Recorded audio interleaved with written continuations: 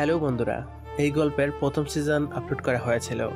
তো আজকে পরেরটুকু সহ সম্পূর্ণ গল্পটা আপলোড করা হয়েছে। যারা প্রথম সিজন শুনেছেন তারা একটু টেনে শুনে নেবেন, টাইম মেনশন করা আছে। আর যারা নতুন তারা সম্পূর্ণ গল্পটা মনোযোগ দিয়ে শুনবেন।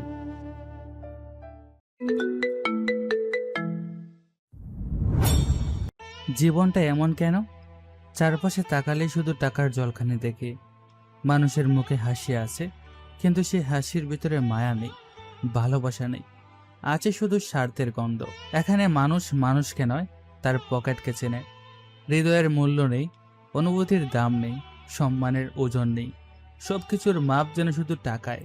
আজকাল সম্পর্কগুলো কেমন অদ্ভুত হয়ে গেছে। যেখানে ভালোবাসা থাকার কথা সেখানে হিসেব থাকে, যেখানে আপনজনের কাঁধে মাথা রাখার কথা সেখানে লুকিয়ে থাকে স্বার্থের বোঝা।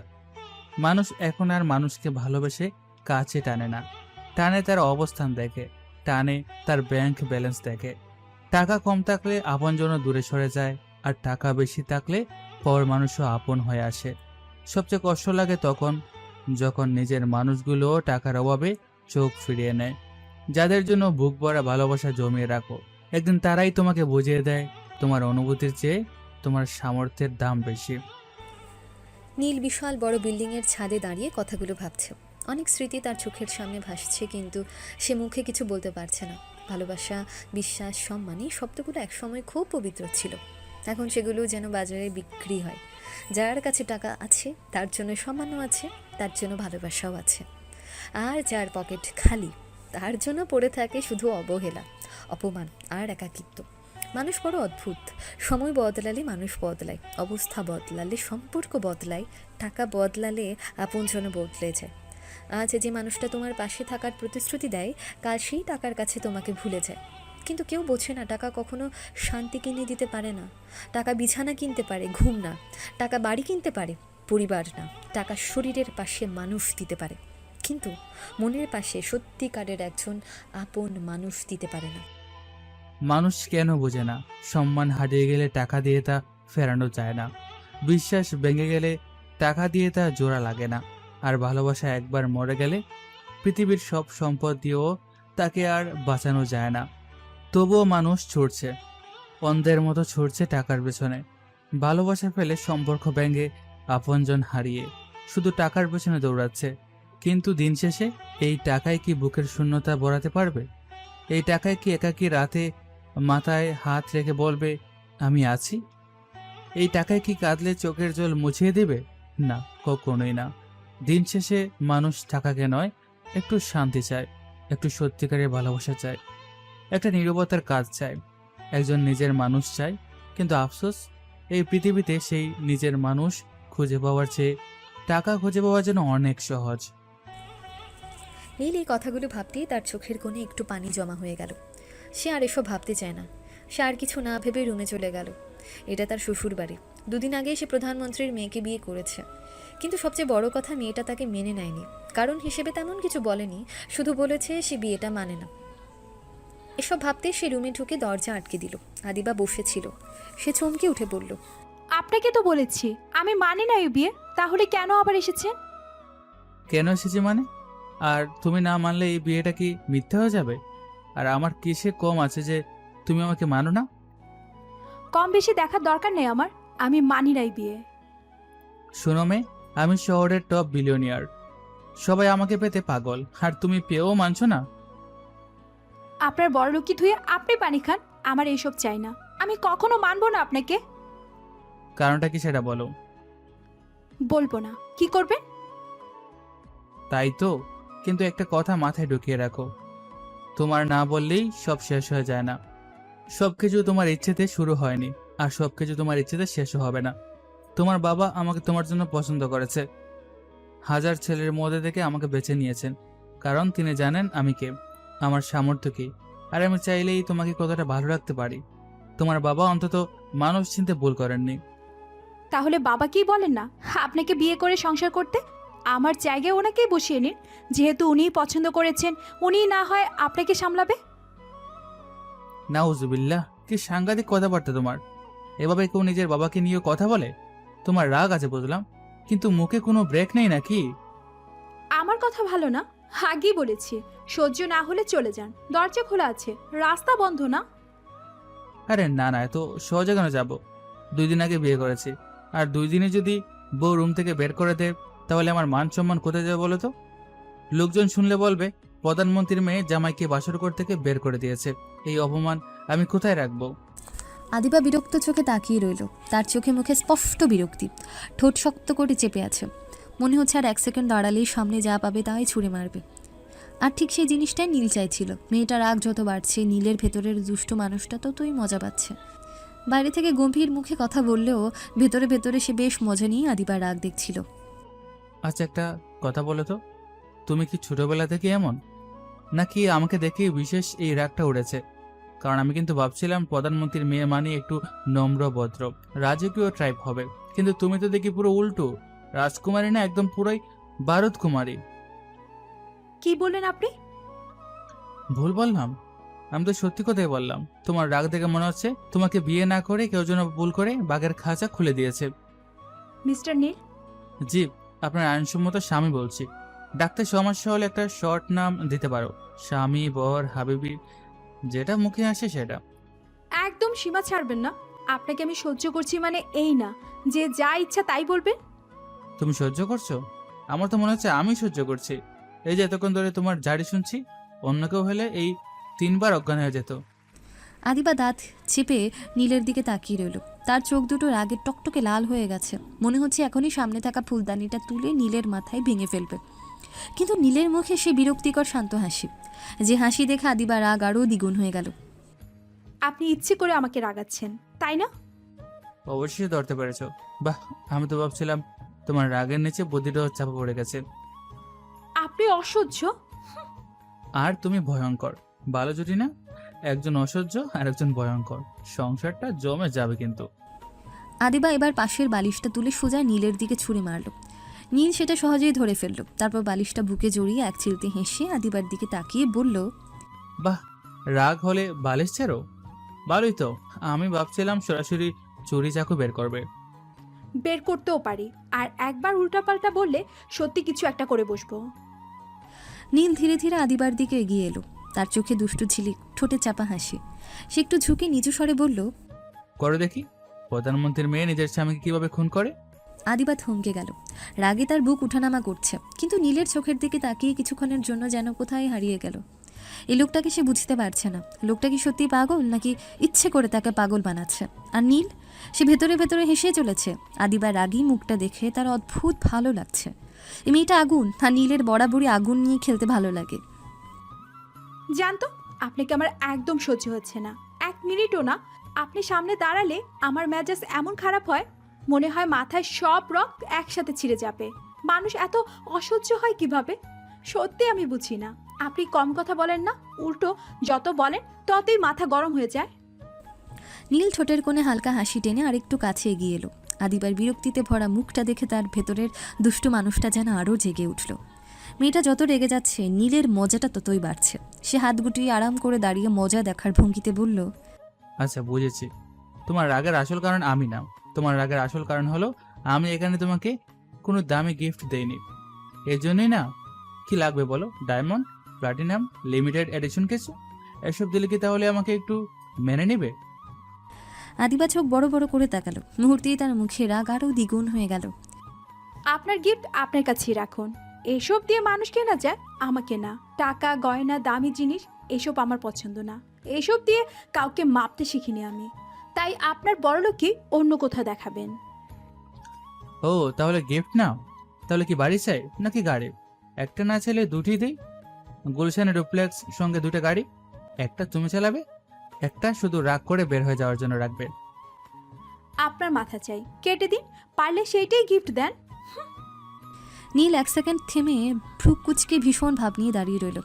তারপর গভীর সিরিয়াস মুখে বলল, আমার তো একটাই মাথা, ওটা তোমাকে দিয়ে দিলে আমি বাঁচবো কিভাবে? স্বামীকে বাঁচিয়ে রাখার কোনো ইচ্ছে নেই নাকি তোমার? অসহ্য, একদম অসহ্য আপনি। সহ্য করে নাও বউ, এখন থেকে আমাকে সহ্য করতে হবে। চাইলেও এই ঝামেলা থেকে মুক্তি নেই তোমার। তোর বউয়ের গুষ্টি গিলায়। নীল একদম থামল না, বরং মুখে আরও নিরীহ ভাব এনে বুকের উপর হাত রেখে বলল, আরে আমার বউ তো তুমি, তাহলে নিজের গোষ্ঠীকেই কিলাই দিলে নাকি? এভাবে নিজেকে গালি দেওয়া কিন্তু ঠিক না, জান। আদিবা কয়েক সেকেন্ড বোবা হয়ে তাকিয়ে রইল, যেন তার মাথায় কাজ করা বন্ধ করে দিয়েছে। এই লোকটার সাথে ঝগড়া করতে গেলেই সব কথা উল্টে নিজের দিকেই ফিরে আসে।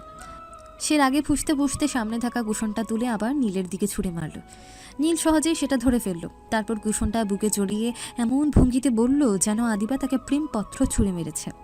বাহ, প্রথমে বালিশ, এখন কুশন। এভাবে আর 2টা মিনিট চললে তুমি পুরো বিছানাটাই ছুঁড়ে মারবে মনে হচ্ছে। রাগ কমাতে চাইলে আমি সাহায্য করতে পারি, কিন্তু দরকার নেই, আপনি চুপ থাকলে আমার রাগ অর্ধেক কমে যাবে। অসম্ভব। আমি চুপ থাকলে তুমি আমাকে মিস করতে শুরু করবে, তখন আবার নিজেই বলবে নীল কথা বলো। আসলে আপনার আত্মবিশ্বাস দেখে আমি অবাক হই। আত্মবিশ্বাস না, অভিজ্ঞতা। রাগী মেয়েরা মুখে যতই আগুন জ্বালুক, শেষে সবচেয়ে বেশি তারাই অভ্যস্ত হয়ে যায়। আদিবা এবার টেবিলের উপর রাখা ফুলদানির দিকে হাত বাড়াতেই নীল সঙ্গে সঙ্গে 2 হাত তুলে আত্মসমর্পণের ভঙ্গি করল। এই শান্ত, ঝগড়া করো, গালি দাও, বালিশ মারো, সব ঠিক আছে, কিন্তু ফুলদানি ছোড়ো না। দ্বিতীয় রাতেই খবরের শিরোনাম হতে চাই না প্রধানমন্ত্রীর মেয়ে রাগ করে স্বামীর মাথা ফাটালো। আল্লাহর ওয়াস্তে চুপ করবেন। আল্লাহর রাস্তে তো অনেক কিছু করা যায়, কিন্তু তোমাকে রাগানোটা আজ অদ্ভুত রকম ভালো লাগছে। কি করব বলো? বউ রেগে গেলে তাকে আরো একটু রাগাতে ইচ্ছা করি। আমি কিন্তু চিৎকার করে পুরো বাড়ি মাথায় তুলবো। এমন চিৎকার করব যে নিচে থাকা গার্ড থেকে শুরু করে উপরে স্টাফ পর্যন্ত সবাই দৌড়ে চলে আসবে। তখন কিন্তু আপনার এই বাড়াবাড়ি, এই অসহ্য কথা সব সবার সামনে খুলে বলবো। দেখি তখন আপনার এই বাড়তি আত্মবিশ্বাস কোথায় যায়। নীল একটু বিচলিত হলো না, বরং ভীষণ চিন্তিত হওয়ার ভান করে কপালে হাত ঠেকালো। তারপর এমন একটা দীর্ঘশ্বাস ফেললো যেন আদিবা সত্যিই তাকে জীবনের সবচেয়ে বড় বিপদ ফেলে দিয়েছে। ইস, এটা কিন্তু খুব খারাপ হবে। আমার তো ভীষণ লজ্জা করবে। সবাই দৌড়ে এসে যদি দেখে তুমি চিৎকার করছো, তাহলে তারা তো এটাই ভাববে আমি জোর করছি। আদিবার চোখ মুহূর্তে রসগোল্লার মতন গোল হয়ে গেল। সে এমনভাবে নীলের দিকে তাকালো যেন সামনে মানুষ না, একদম নির্লজ্জ কোনো দুর্যোগ দাঁড়িয়ে আছে। কয়েক সেকেন্ড সে শুধু তাকিয়েই রইল। মনে হলো রাগে তার ভাষায় বন্ধ হয়ে গেছে। তারপর পর মুহূর্তেই, কি কি বললেন আপনি? আপনি একদম নির্লজ্জ, অসভ্য। ছি, আপনার মাথায় শুধু এইসব কথাই আসে?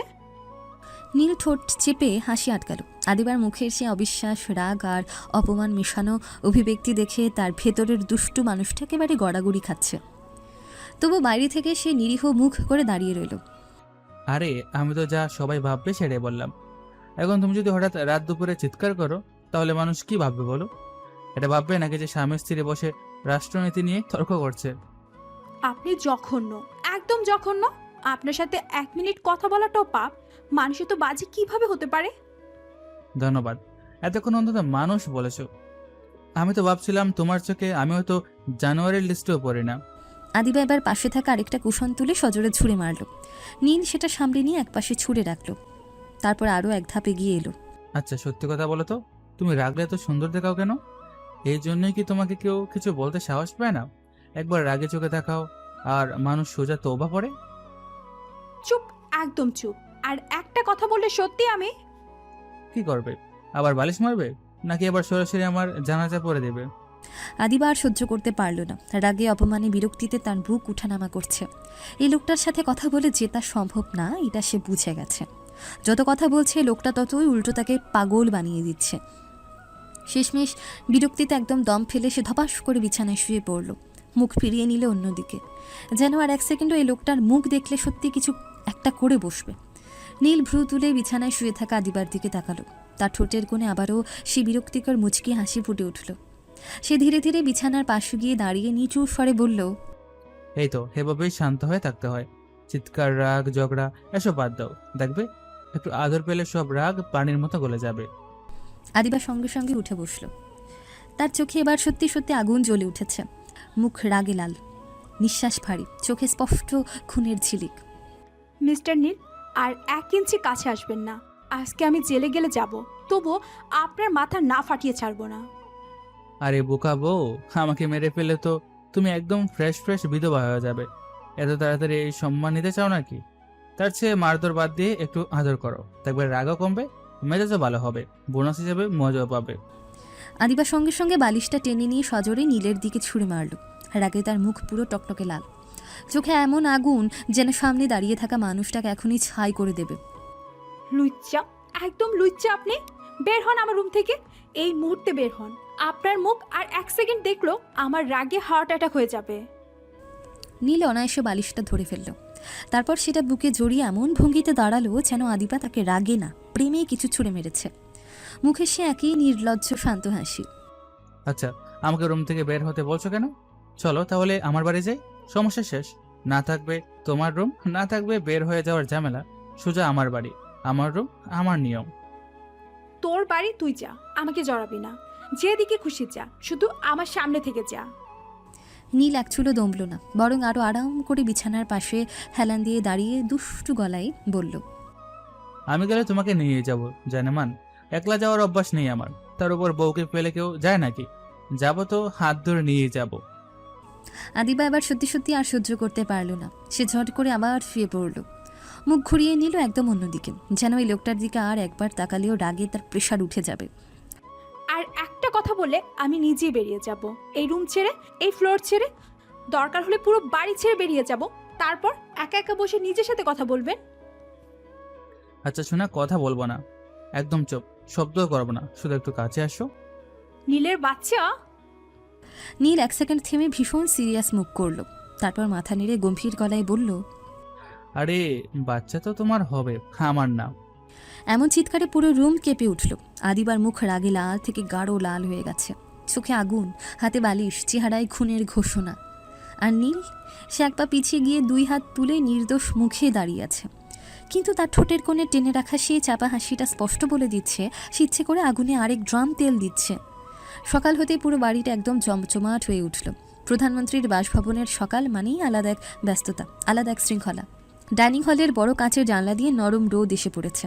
লম্বা ডাইনিং টেবিল জুড়ে সাজানো নাস্তার আয়োজন, নুডলস, স্যান্ডউইচ, ফল, জুস, কফি, সব কিছু একদম পরিপাটি রাজকীয়। এক এক করে সবাই এসে টেবিলে বসলো। আদিবার বাবা আজ বেশ ফুরফুরে মেজাজে আছেন, মুখে চাপা গর্ব, চোখে মুখে স্পষ্ট তৃপ্তি। কারণ একটাই, এত বড় ঘরের, এত নাম করা, এত প্রভাবশালী এক ছেলের সঙ্গে মেয়ের বিয়ে দিয়েছেন। এমন জামাই যে শুধু দেশে না, দেশের বাইরেও নাম আছে, বিলিয়নিয়ার, শিক্ষিত, প্রতিষ্ঠিত, সব মিলিয়ে যেন একদম স্বপ্নের জামাই। তাই আজ তার মুখের হাসিটা যেন একটু বেশিই চওড়া। আদিবার মাও খুশি, যদিও মেয়ের মুখের গোমরা ভাব তার চোখ এড়ায়নি, তবুও তিনি সেটা আপাতত এড়িয়ে গেছেন। কারণ এই মুহূর্তে তার কাছে সবচেয়ে বড় কথা মেয়ের ভবিষ্যৎ নিরাপদ। এমন ছেলের হাতে মেয়েকে তুলে দিয়ে অন্তত নিশ্চিন্ত হওয়া যায়। আদিবা চুপচাপ এসে বসল, মুখে এখনও সে আগের রাতের বিরক্তির ছাপ, চোখে ঘুম কম, রাগ বেশি। নীলও কিছুক্ষণ পর একদম স্বাভাবিক মুখে এসে চেয়ার টেনে বসলো, এমন ভাব যেন রাতে কিছুই হয়নি, যেন সে আদিবাকে রাগিয়ে রাগিয়ে অর্ধেক পাগল করে দেয়নি।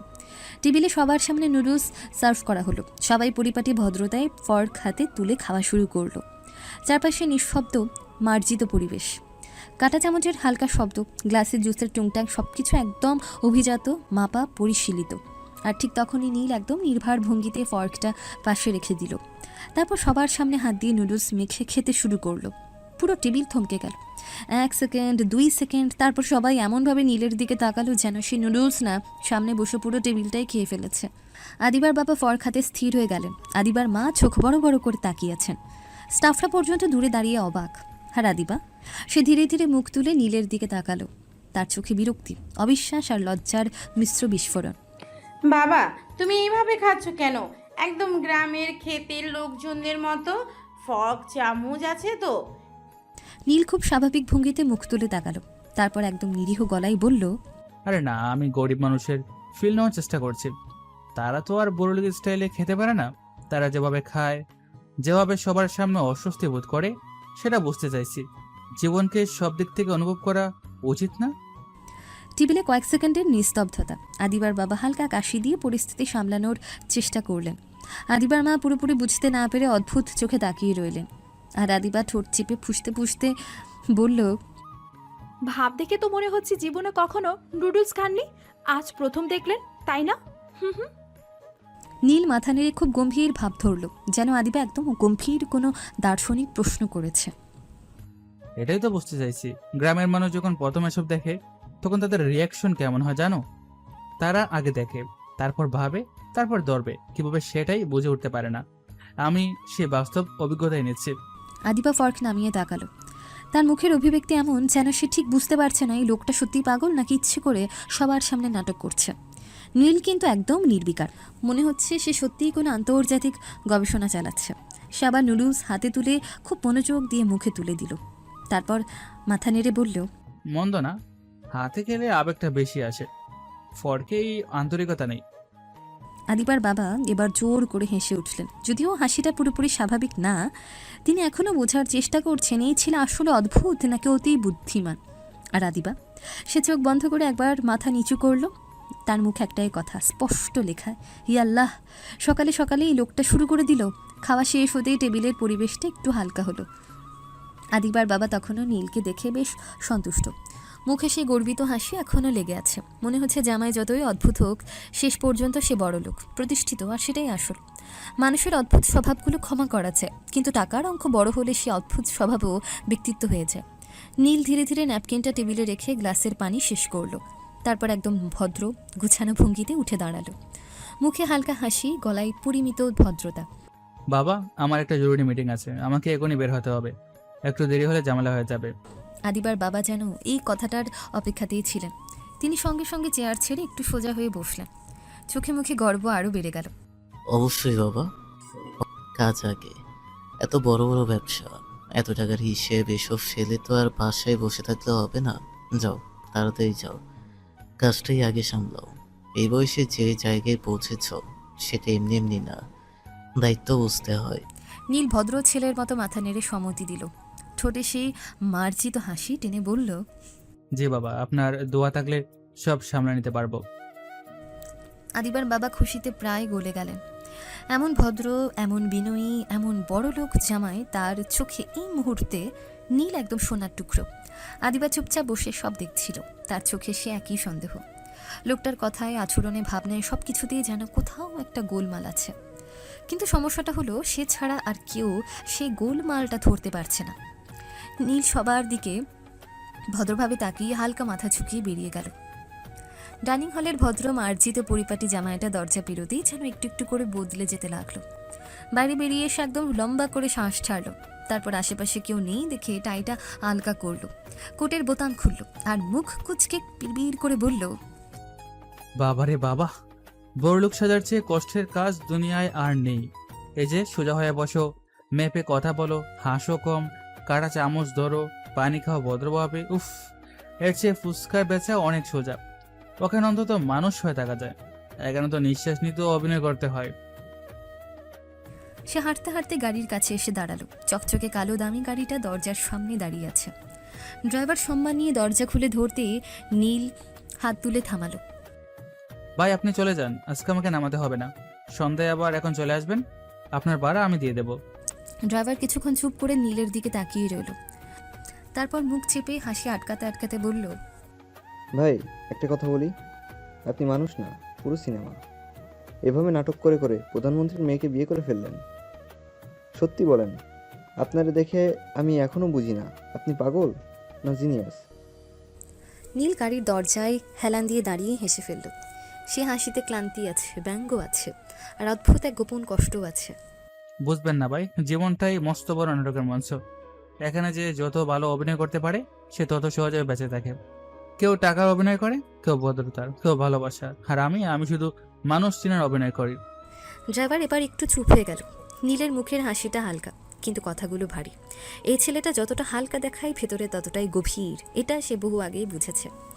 নীল কোটটা খুলে হাতে নিল, তারপর গলাটায় আলগা করতে করতে হালকা হেসে বলল, আচ্ছা ভাই, আমি যাই, এখন ফুচকা বেচতে হবে, বিলিয়নিয়ার জামাই পরে হব, আগে ফুচকাওয়ালা হয়ে একটু জীবনটা দেখে আসি। গাড়ি ছেড়ে দিয়ে নীল সোজা হেঁটে ঢুকে গেল শহরের এক পুরনো গলির ভেতর।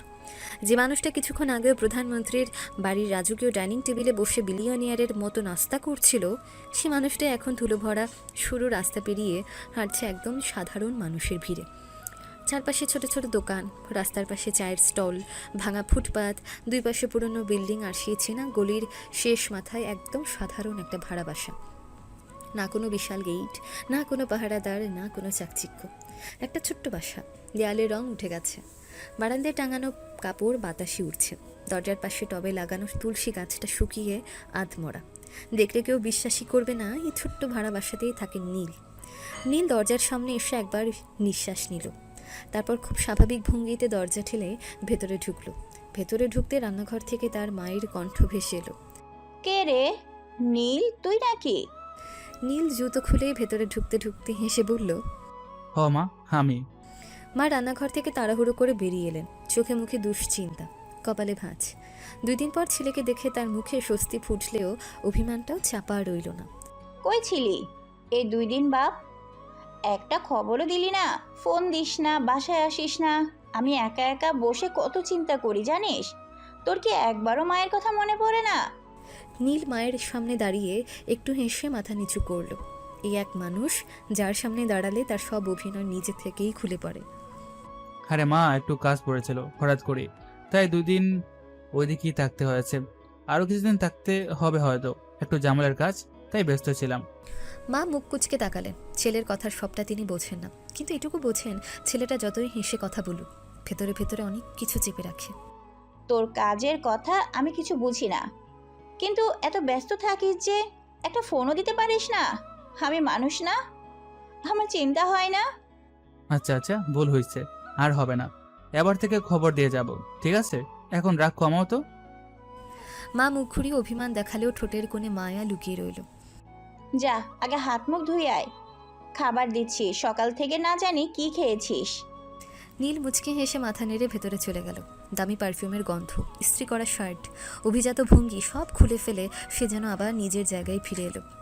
ওয়াশরুমে গিয়ে মুখে পানি দিল, চুল এলোমেলো করলো, শার্ট বদলে একদম সাধারণ টি শার্ট পরে বেরিয়ে এলো। মুহূর্তে বিলিয়নিয়ার জামাইটা উধাও। সামনে এখন শুধু নীল, একজন সাধারণ ছেলে মানুষ। মা টেবিলে গরম ভাত, ডাল আর আলু ভর্তা সাজিয়ে বসে আছেন। খুব সাধারণ খাবার, কিন্তু এই খাবারের গন্ধে যে শান্তি সেটা কোনো 5 স্টার হোটেলে নেই। নীল চুপচাপ বসে খেতে শুরু করলো। মা সামনে বসে ছেলের খাওয়া দেখছেন, এই দৃশ্যটাই তার শান্তি। এখন কি আবার কাজে যাবি, নাকি আছে এখানেই থাকবি, না আবার ওখানেই চলে যাবি? না মা, এখনই না, সারাদিন ফুচকা বেচবো, সন্ধ্যার দিকে আবার যাব। সারাদিন ফুচকা বেচবি, তারপর সন্ধ্যায় আবার ওই কাজ? তুই মানুষ না মেশিন রে? মানুষ বলেই তো করছি মা, পেটের জন্য কাজ লাগে, আর মনের জন্য কিছু কাজ লাগে। ফুচকা বেশি পেট চালাতে, আর বাকিটা করে মানুষ চিনতে। মা কিছু বুঝলেন, কিছু বুঝলেন না, কিন্তু একটা জিনিস ঠিকই বুঝলেন, তার ছেলে ক্লান্ত, ভীষণ ক্লান্ত। তবু মুখে হাসি রেখে বেঁচে আছে। তিনি আর কিছু বললেন না, শুধু চুপচাপ ছেলের প্লেটে আরেক চামচ ভাত তুলে দিলেন। নীলের মা অনেকক্ষণ ধরেই ছেলেকে চুপচাপ দেখছিলেন। ছেলে খাচ্ছে ঠিকই, মুখেও হাসি আছে, কিন্তু মায়ের চোখ ফাঁকি দেওয়া এত সহজ না। সকালবেলার সেই ইস্ত্রি করা শার্ট, দামি ঘড়ি, পালিশ করা জুতো সব কিছুই তার চোখে লেগে আছে। নীল যতই সাধারণ হওয়ার ভান করুক, একজন মায়ের চোখ ছেলের গায়ের অচেনা ছাপ খুব সহজেই ধরে ফেলে। ভাতের প্লেটে ডাল দিতে দিতেই মা একটু থেমে নরম গলায় বললেন, একটা কথা জিজ্ঞেস করি বাপ, আজ সকালে তোর পরনে এত দামি পোশাক ছিল কেন? ওই শার্ট, ওই ঘড়ি, ওই জুতো দেখে তো মনে হচ্ছিল বড়লোকের ছেলে। আমার ছেলেকে আমিই চিনি, ওর গায়ে এমন জিনিস আমি কোনোদিন দেখি নাই। কোথা থেকে আনলি এগুলো? নীল এক মুহূর্ত থেমে গেল, হাতের ভাঁজটা আঙুলে চেপে ধরে কিছুক্ষণ চুপ করে রইল।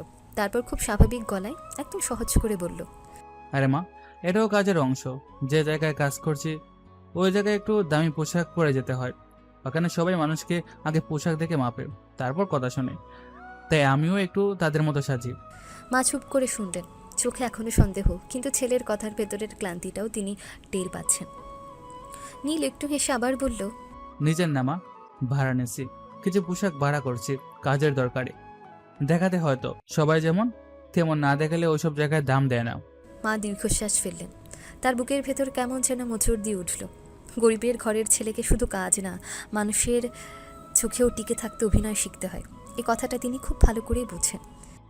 দুনিয়া বড় কঠিন রে বাপ। এখানে মানুষ পেটের ক্ষুধার চেয়ে বেশিরভাগ সময় চোখের ক্ষুধা মেটায়। ভালো মানুষ দেখলে দেখে না, ভালো কাপড় দেখলে দেখে, মানুষের কষ্ট দেখে না, জুতোর দাম দেখে। এই দুনিয়ায় গরিব হওয়াটা যতটা কষ্টের, তার চেয়ে বেশি কষ্টের হলো গরিব হয়েও মানুষের সামনে দাঁড়ানো। নীল চুপ করে মায়ের মুখের দিকে তাকিয়ে রইল। এই নারী খুব বেশি পড়াশোনা জানেন না, কিন্তু জীবন তাকে যতটা শিখিয়েছে ততটা অনেক শিক্ষিত মানুষও শেখে না। মা আবার নরম গলায় বললেন, তুই শুধু একটা কথা মনে রাখিস, কাপড় ভাড়া নেওয়া লজ্জার না, মিথ্যে মানুষ হওয়াটাও লজ্জার। পোশাক বদলালে মানুষ বড় হয় না, মন বদলালে হয়তো তুইও যেমন আছিস তেমনই থাকিস। দুনিয়ার জন্য নিজেকে হারাস না। নীল কিছু বলল না, শুধু মুচকি হেসে মাথা নিচু করলো। মায়ের কথাগুলো তার বুকের কোথাও গিয়ে ধাক্কা মারলো। এই এক মানুষ যে তার সব মুখোশের ভেতর থেকেও আসল মানুষটাকেই দেখে। খাওয়া শেষ করে নীল গ্লাসের পানি খেয়ে উঠে দাঁড়ালো। হাত মুছতে মুছতে হালকা গলায় বলল, এখন যাই মা, আবার বিকেলে আসবো, তখন জামা কাপড় পাল্টে আবার বের হব। আবার যাবি? একটু বিশ্রাম নিবি না? নীল মুচকি হেসে দরজার পাশে রাখা ফুচকার স্ট্যান্ডটার দিকে এগিয়ে গেল। বিশ্রাম পরে নেব মা, এখনো সময় হয় নাই, এখনো দৌড়ানোর সময়, থামলে পিছিয়ে পড়বো। মা চুপচাপ দাঁড়িয়ে ছেলেকে দেখলেন, তারপর দরজার কাছে এসে ফুচকার ডালা, কাচের বয়াম, আলু মশলা গুছিয়ে দিলেন। এ যেন শুধু ফুচকার জিনিস না, একজন মায়ের হাতে গুছিয়ে দেওয়া তার ছেলের যুদ্ধের অস্ত্র। সাবধানে যাস, রোদ বেশি, পানি খাস, আর সময় পেলে একটু বসে নিস। আচ্ছা মা, চিন্তা করো না, তোমার ছেলে পরে যাবে না এত সহজে। এই বলে নীল দরজা খুলে বাইরে বেরিয়ে গেল। এক হাতে ফুচকার ডালা, অন্য হাতে ঠেলা গাড়ির হ্যান্ডেল। কিছুক্ষণ আগেও যে ছেলেটা দামি স্যুট পরে বিলিয়নিয়ারের অভিনয় করছিল, এখন সেই ছেলে রোদে নামলো ফুচকা বিক্রি করতে। জীবন সত্যি অদ্ভুত। একই মানুষ সকালে বিলিয়নিয়ার জামাই, দুপুরে রাস্তার ফুচকাওয়ালা, আর দুটো চরিত্রের মাঝখানে দাঁড়িয়ে শুধু একজন নীল। দুপুর গড়াতেই শহরের ব্যস্ততা যেন অন্য রূপ নিল। রোদটা একটু কড়া, রাস্তার ধুলো উঠছে, গাড়ির হর্নে চারপাশ গমগম করছে। আর সেই ভিড়ের মাঝখানে স্কুলের সামনে ঠেলা গাড়ি ঠেলে দাঁড়িয়ে আছে নীল। কাঁধে গামছা, হাতে মশলার বাটি, সামনে ফুচকার ডালা, একদম সাধারণ এক ফুচকাওয়ালা। কেউ দেখে বুঝবে না এই ছেলেটাই সকালে প্রধানমন্ত্রীর বাড়ির ডাইনিং টেবিলে বসেছিল। এখন তার হাতে দামি ঘুড়ি নেই, গায়ে ইস্ত্রি করা শার্ট নেই, মুখে অভিজাত হাসি নেই। এখন সে শুধু নীল, রাস্তার ধারে দাঁড়িয়ে ফুচকা বেচা এক সাধারণ ছেলে। স্কুল ছুটির ঘন্টা বাজতে চারপাশে কোলাহল বেড়ে গেল। দলে দলে স্কুলের ছেলেমেয়েরা গেট দিয়ে বেরিয়ে এলো, কারো কাঁধে ব্যাগ, কারো হাতে পানির বোতল, কারো চোখে দুপুরের ক্লান্তি। কিন্তু ফুচকার গন্ধ পেতে সবার মুখে একসাথে উচ্ছ্বাস। একদল স্কুল গার্ল দৌড়ে এসে ঠেলাগাড়ির সামনে দাঁড়ালো। ভাইয়া, ঝাল বেশি দিবেন। আমারটা ঝাল কম, গতবার এত ঝাল দিয়েছিলেন কেঁদে ফেলেছিলাম। নীল হেসে একের পর এক ফুচকা বানাতে লাগলো। আলু, ছোলা, মশলা, টক দ্রুত হাতে ফুচকা বানিয়ে এগিয়ে দিচ্ছে। মেয়েগুলো খেতে খেতে হাসছে, কেউ ঝালে নাক টানছে, কেউ বলছে আরেক প্লেট লাগবে। একদল স্কুল ছেলেও এসে ভিড় করলো। ভাই 10 টাকার ঝাল বোমা বানান তো। ঝাল বোমা খেয়ে পরে স্কুলের সামনে পড়ে গেলে কিন্তু আমি দেয় না। সবাই হেসে উঠল। নীলও হেসে আবার ফুচকা বানাতে লাগলো। এই হাসি, এই ভিড়, এই সাধারণ কোলাহল, এখানেই সে সবচেয়ে বেশি স্বস্তিতে থাকে। এখানে কেউ তার টাকার হিসেব জিজ্ঞেস করে না, এখানে কেউ তার পোশাক দেখে মানুষ মাপে না। এখানে মানুষ শুধু স্বাদ দেখে, ব্যবহার দেখে, মন দেখে। আর ঠিক এই সময় অন্যদিকে আদিবারদের বাড়ির পরিবেশ একদম উল্টো। আদিবা সকাল থেকে রাগ চেপে রেখেছিল। নীলের প্রতিটা কথা, প্রতিটা আচরণ, প্রতিটা অদ্ভুত কাজ তার মাথার ভেতর ঘুরছে। সকালে নুডলস কাণ্ড থেকে শুরু করে তার উদ্ভট কথা সব মিলিয়ে তার মাথা গরম হয়ে আছে। শেষমেশ আর চুপ থাকতে না পেরে সে সোজা নিজের বাবার রুমে ঢুকে পড়ল। বাবা, তুমি এই ছেলেকে কোথা থেকে এনেছো? সিরিয়াসলি, কোথা থেকে? ওর হাব ভাব, কথাবার্তা, চাল চলন সব কিছু দেখে আমার তো উল্টো সন্দেহ হচ্ছে। ও কি সত্যি বড়লোক, নাকি আমাদের সামনে নাটক করছে? আদিবার বাবা খবরের কাগজ নামিয়ে মেয়ের দিকে তাকালেন। তার মুখে বিরক্তির ছাপ ফুটে উঠল। মেয়ের এই প্রশ্নটা তিনি একদমই পছন্দ করলেন না। কিসব বাজে বাজে কথা বলছো? ওর মতো ছেলে লাখে একটা পাওয়া যায়। টাকা আছে, শিক্ষা আছে, ভদ্রতা আছে, আর সবচেয়ে বড় কথা মানুষের জন্য অনুভূতি আছে। মানুষের জন্য অনুভূতি? বাবা, সকালের নাস্তায় টেবিলে হাত দিয়ে নুডলস খাওয়া মানুষকে তুমি অনুভূতিশীল বলছো? হ্যাঁ বলছি, কারণ সবাই বড়লোক হয়ে বড়লোকই দেখায়, কিন্তু সবাই গরিবের কষ্ট বুঝতে চায় না। ছেলেটা অন্তত সেটা বোঝে, ও গরিবের কষ্ট অনুভব করতে চায়, মানুষকে বুঝতে চায়। এটা ছোট ব্যাপার না। আর কোনো ছেলে পাওনি? দেশে কি আর ছেলে ছিল না? এই এক আজব মানুষকে আমার ঘাড়ে চাপাতে হলো? আদিবার বাবা এবার পুরোপুরি রেগে গেলেন, কণ্ঠ শক্ত হয়ে উঠল। দেখে শুনেই ওকে বেছে নিয়েছি। এমন কাউকে আমি এমনি এমনি ঘরে তুলি না। ছেলেটার ব্যাকগ্রাউন্ড, শিক্ষা, পরিবার, ব্যবসা সব জেনে তবেই এই বিয়ে। তোমার আবেগ দিয়ে আমি সিদ্ধান্ত নিইনি, মাথা দিয়ে নিয়েছি। আদিবা ঠোঁট কামড়ে চুপ করে রইল। তার রাগ কমলো না, বরং আরও বাড়ল। বেশি কথা বলো না, বিয়েটা হয়ে গেছে। এখন স্বামীকে মেনে নিতে শিখো। সব কিছুতে সমস্যা খুঁজলে সংসার হয় না। আদিবা কিছু বলল না, শুধু দাঁত চেপে বাবার দিকে তাকিয়ে রইল। তার ভেতরের অস্থিরতা আরও বেড়ে গেল, কারণ যতই সবাই নীলকে ভালো বলুক, তার মন বলছে এই লোকটার ভেতরে এমন কিছু আছে যেটা এখনও কেউ দেখেনি। বিকেলের শেষ আলোটা শহরের গায়ে নরম কমলা রং মেখে দিচ্ছিল। সারাদিন রোদে দাঁড়িয়ে হাসি মুখে ফুচকা বেচে মানুষের ভিড় সামলে নীল যখন বাড়ি ফিরল, তার শরীরটায় ক্লান্তি জমেছে, কিন্তু মুখে সেই চেনা হালকা হাসি এখনও রয়ে আছে। দরজা খুলতেই তার মা রান্নাঘর থেকে উকি দিলেন। আইসস, এই তো ভাবতেছিলাম এখনো এলি না কেন? নীল ফুচকা ডালা নামিয়ে দীর্ঘশ্বাস ফেলল। গায়ের ঘাম, মুখে ধুলোর আস্তরণ, চোখে সারাদিনের ক্লান্তি স্পষ্ট। আইসি মা, একটু ফ্রেশ হয়ে আবার বের হতে হবে। আবার? এই শরীর নিয়ে আবার কোথায় যাবি? নাটকের দ্বিতীয় শো আছে মা। মা ছেলের মুখের দিকে তাকিয়ে মাথা নাড়লেন। ছেলেটা হাসে, মজা করে, কিন্তু তারই কথার ভেতরের ক্লান্তি তিনি খুব ভালো করে বোঝেন। নীল দ্রুত ফ্রেশ হয়ে নিল, মুখ ধুয়ে চুল সেট করে আলমারি থেকে আবার সেই ইস্ত্রি করা দামি শার্ট বের করলো। দামি ঘড়ি, পালিশ করা জুতো, সঙ্গে পরিপাটি কোট। মুহূর্তের মধ্যে ফুচকাওয়ালা নীল উধাও। আবার ফিরে এলো সেই পরিপাটি, মার্জিত, ভদ্র বিলিয়নিয়ার জামায়। বের হওয়ার আগে মা একবার তাকিয়ে দীর্ঘশ্বাস ফেললেন। আল্লাহ তোকে ভালো রাখুক। এত কাজ একসাথে করা সহজ না রে বাপ। সহজ হলে তো মজা থাকতো না মা। তারপর আবার বেরিয়ে গেল। সন্ধ্যার নরম আলোয় গাড়ি এসে থামলো আদিবাদের বাড়ির সামনে।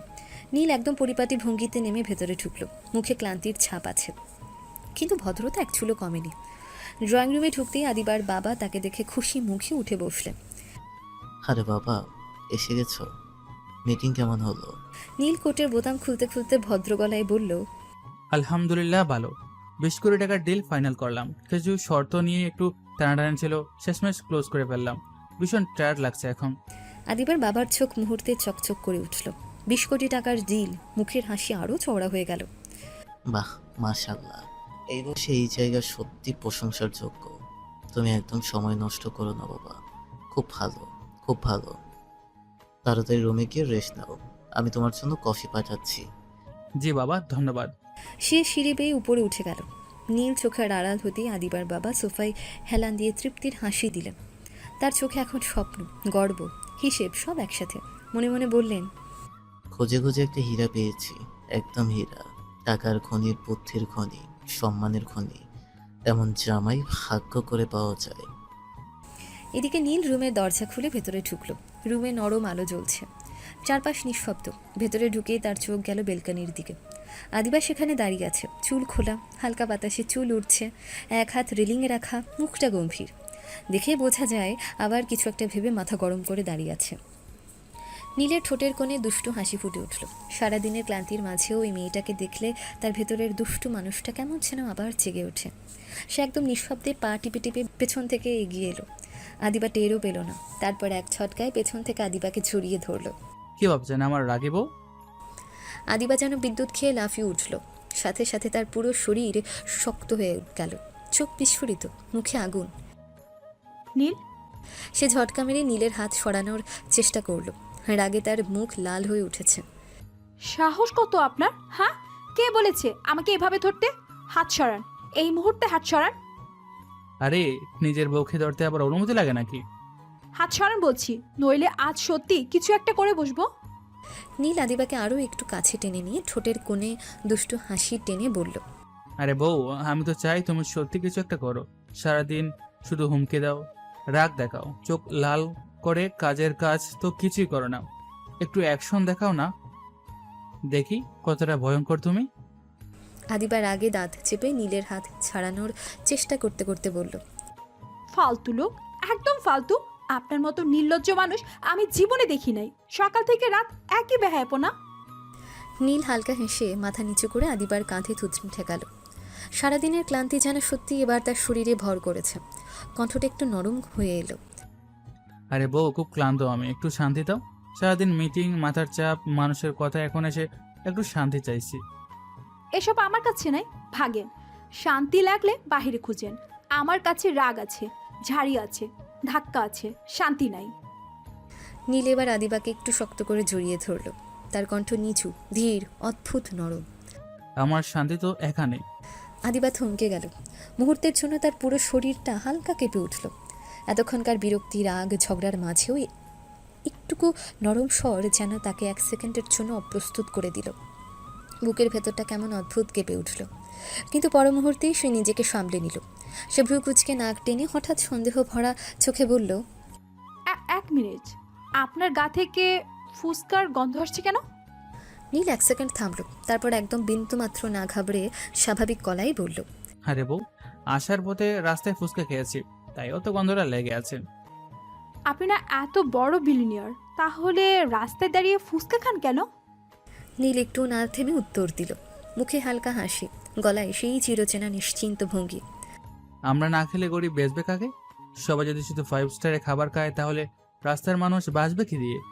সবাই বড়লোক হতে চায়, কিন্তু বড়লোক হয়ে গরিবের কাছের থেকে কেনা শেখে না। আদিবা কিছুক্ষণ চুপ করে তাকিয়ে রইল। লোকটার কথা শুনলে মনে হয় সে অদ্ভুত, আবার সে অদ্ভুত কথার ভেতরেই কেমন যেন যুক্তি লুকিয়ে থাকে। এটাই সবচেয়ে বিরক্তিকর, লোকটাকে পুরোপুরি পাগলও বলা যায় না, আবার পুরোপুরি স্বাভাবিকও না। নীল আদিবার মুখের দিকে তাকিয়ে মুচকি হেসে আবার বলল, আর তাছাড়া রাস্তার ফুচকার স্বাদে যে জিনিস আছে সেটা 5 তারকা হোটেলের প্লেটে পাওয়া যায় না। কি জিনিস? বাস্তবতা। আদিবা কয়েক সেকেন্ড চুপ করে রইল। তার রাগ আছে, বিরক্তি আছে, কিন্তু এই লোকটার কথা মাঝে মাঝে অদ্ভুতভাবে এসে মাথায় আটকে যায়, আর সেটাই তাকে সবচেয়ে বেশি বিরক্ত করে। ঠিক তখনই দরজায় টক টক করে নখ পড়ল। দুজনেই একসাথে চমকে তাকালো। বাইরে থেকে কাজের মেয়ের গলা ভেসে এলো, আপা, কফি। নীল সঙ্গে সঙ্গে আদিবাকে ছেড়ে দিল, যেন কিছুই হয়নি, যেন কয়েক সেকেন্ড আগেও সে আদিবাকে জড়িয়ে দাঁড়িয়ে ছিল না। আদিবা এক ঝটকায় সরে গিয়ে বড় করে নিঃশ্বাস ছাড়ল। মনে হলো বুকের উপর চাপা পড়ে থাকা এক অদৃশ্য ভার যেন হঠাৎ সরে গেছে। রাগে অস্বস্তিতে অদ্ভুত এক অনিচ্ছুক কাঁপুনিতে সে নিজেই ঠিক বুঝতে পারছিল না কেন তার বুক এত জোরে ধুকপুক করছে। নীল একদম স্বাভাবিক মুখে গিয়ে দরজা খুলল। কাজের মেয়ের হাত থেকে ট্রে নিয়ে এক চিলতে ভদ্র হাসি দিল। Thank you. তারপর দরজা বন্ধ করে আবার ভেতরে এলো, মুখে এমন ভাব যেন এই মাত্র কিছুই হয়নি, যেন সে একদম শান্ত মার্জিত ভদ্র মানুষ। আদিবা দূর থেকে চোখ কুচকে তাকিয়ে রইল। লোকটার এই মুহূর্তে মুহূর্তে চরিত্র বদলানোর ক্ষমতা সত্যিই ভয়ঙ্কর। নীল সোফায় বসে ট্রে টেবিলে রাখল, তারপর কফির কাপ তুলে এমনভাবে এক চুমুক দিল যেন পৃথিবীতে এই প্রথম কফি নামের জিনিসটা খাচ্ছে। মুখের ভঙ্গি বদলে গেল, ভ্রু কুচকে গেল, চোখ কেমন ছোট হয়ে এলো। তারপর কাপটা একটু দূরে সরিয়ে এমন একটা এক্সপ্রেশন দিল যেন সে বুঝতে চেষ্টা করছে এটা কফি নাকি কোনো ওষুধ। আদিবা দাঁড়িয়ে দাঁড়িয়ে সেটা দেখছিল, তারপর বিরক্ত হয়ে বলল, এমন করে খাচ্ছেন কেন? দেখে তো মনে হচ্ছে জীবনে কখনো কফি খাননি। নীল কাপা হাতে গম্ভীর মুখে তাকালো, তারপর একদম সিরিয়াস ভঙ্গিতে বলল, আরে এখানেও গরিবদের ফিল নিচ্ছি। কফি খেয়ে গরিবদের ফিল? হ্যাঁ, গরিব মানুষ যখন প্রথম কফি খায় তখন তারাও ঠিক এভাবেই ভাবে এরা মানুষ শখ করে খায় নাকি শাস্তি হিসাবে। আপনাকে দেখে তো সত্যি গরিব মনে হয়। হুম। নীল ঠিক তখনই কফিতে আরেক চুমুক দিচ্ছিল। আদিবার কথা শুনে সে বিষম খেয়ে কাশতে শুরু করলো। কি যে বলবো, আমি হচ্ছে বিলিয়নিয়ার। দেখলেই বোঝা যায়, একদম রাস্তা থেকে কুড়িয়ে আনা বিলিনিয়ার। নীল কাশতে কাশতে বুক চাপড়ে সোজা হয়ে বসলো, তারপর আহত গলায় বলল, এই অপমান আমি মনে রাখলাম। নিজের বউ স্বামীর স্ট্যাটাস মানে না, দুনিয়ার সবচেয়ে দুঃখী বিলিয়নিয়ার আমি। আপনি বিলিনিয়ার না, বিবিসিন। নীল থেমে এক সেকেন্ড তাকিয়ে রইল, তারপর ধীরে ধীরে ঠোঁটের কোণে হাসি ফুটল। আচ্ছা, বিলিয়নিয়ার থেকে সরাসরি বিভীষণ। প্রগ্রেসটা কিন্তু খুব খারাপ না, কমপক্ষে মানুষ থেকে চরিত্রে তো উঠলাম। রাত নামতে পুরো বাড়িটা আবারও আলোয় ঝলমল করে উঠল। দিনের ব্যস্ততা, রাজনৈতিক আনাগোনা, নিরাপত্তার কড়াকড়ি সব পেরিয়ে রাতের ডাইনিং টেবিল যেন আলাদা এক আয়োজন নিয়ে সাজলো। বড় লম্বা টেবিলটা যা আরও জমকালো। সাদা ঝকঝকে প্লেট, রূপোর কাটলারি, কাঁচের গ্লাস, সব কিছু এত নিখুঁত যেন খাবার না প্রদর্শনী সাজানো হয়েছে। টেবিলে উঠল খাবার, গরম পোলাও, রোস্ট, রেজালা, কাবাব, চিংড়ি, মাটন, নান, সালাদ, ডেজার্ট, যত রকম ভালো খাবার হয় সব যেন একসাথে টেবিলে এনে সাজিয়ে রাখা হয়েছে। আদিবার মা নিজে দাঁড়িয়ে থেকে সব দেখছিলেন, জামাই যেন কোনো কিছুর কমতি না পায় সেদিকে তার বিশাল বিশেষ খেয়াল। মাঝে মাঝে কাজের মেয়েদের বলে দিচ্ছেন, এটা দাও, ওটা বাড়াও, প্লেটটা বদলাও। সবাই বসতেই খাওয়া শুরু হলো। আদিবার বাবা যথারীতি খুশি, আদিবার মা ব্যস্ত, আদিবা চুপচাপ, আর নীল আগের মতোই একদম ভদ্র শান্ত পরিপাটি। আদিবার মা নিজে হাতে নীলের প্লেটে একের পর এক খাবার তুলে দিতে লাগলেন। এই নাও বাবা, রোস্ট নাও, এটা কিন্তু স্পেশাল করে বানানো। আর এই মাটনটা নাও, খুব সফট হয়েছে। চিংড়িটাও নাও, আর একটু রেজালা দেই। নীলের প্লেট ধীরে ধীরে ভরে উঠতে লাগলো। এত খাবার, এত আয়োজন দেখে যে কারো চোখ ঝুরিয়ে যাওয়ার কথা, কিন্তু নীল প্লেটের দিকে তাকিয়ে কেমন যেন থেমে গেল। তার চোখের ভেতর দিয়ে খুব ক্ষণিকের জন্য অন্য এক ছবি ভেসে উঠল। একটা ছবি, একটা ছোট্ট ভাড়া বাসা, একটা পুরনো টেবিল। তার মা হয়তো এই মুহূর্তে একা বসে ভাতের সঙ্গে ডাল মেখে খাচ্ছেন। হয়তো আজও নিজের জন্য ভালো কিছু রান্না করেনি। হয়তো ছেলের জন্য অপেক্ষা করতে করতে ঠান্ডা ভাতই মুখে তুলেছেন। এই টেবিলের আলো ঝলমলে আভিজাত্যের মাঝেও সেই ছবিটাই এসে বুকের ভেতর কেমন ভার করে বসলো।